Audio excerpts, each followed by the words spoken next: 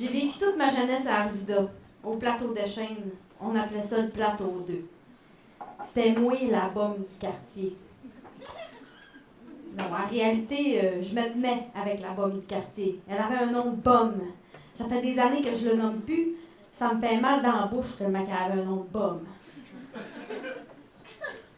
Un nom de bombe, quand t'as 8 ans, ça décolle mal une vie. Fouillez-moi où je trouvais mon fun avec cet ami-là. Ça me changeait de mes G.I. Joe puis mon voisin qui pissait sa tête de son frère en riant. On volait les barres de chocolat zéro que personne n'achetait au dépanneur.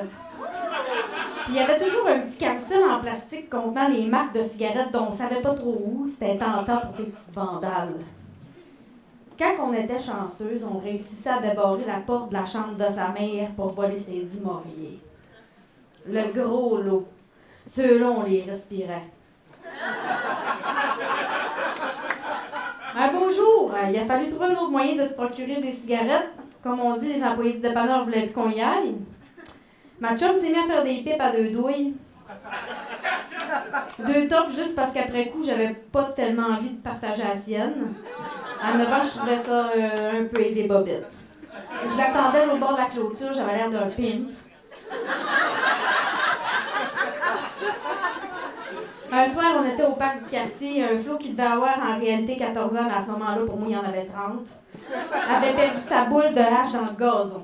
Tu avais vu ça? Les 2 petits culs de même pas 10 ans, 4 pattes en train de chercher la boule de hache grosse comme une tête de pain.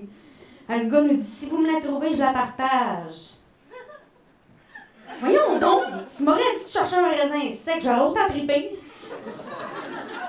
Quand j'arrivais à mon école primaire, j'étais vraiment la badass de la place. Parce que ma chum du plateau 2 allait pas à la même école que moi. Dans ce temps-là, je la croyais. À ce temps, je me doute bien qu'elle y allait pas pantoute à l'école.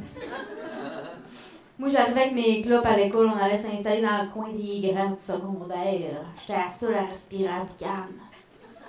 Un beau jour, j'ai dormi chez ma petite bombe. Je me sentais pas à l'aise du tout parce que sa grand-mère avait vraiment le casting du bonhomme 7 heures. On s'était empiffré de bonbons avant de se coucher. Ma mémoire ne m'indique pas si on les avait payés. Le lendemain matin, j'ai vécu ma première indigestion sur le nouveau tapis d'entrée de la grand-mère. On s'est jamais revus.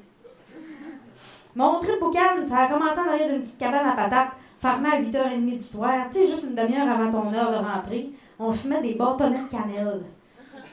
Rendu au secondaire, je fumais plus. Moi, mon truc t'a passé. Le problème au secondaire, c'est que si tu fumes pas, c'est parce que tu fais du sport. Moi, je faisais ni un ni l'autre, fait que j'étais rejet.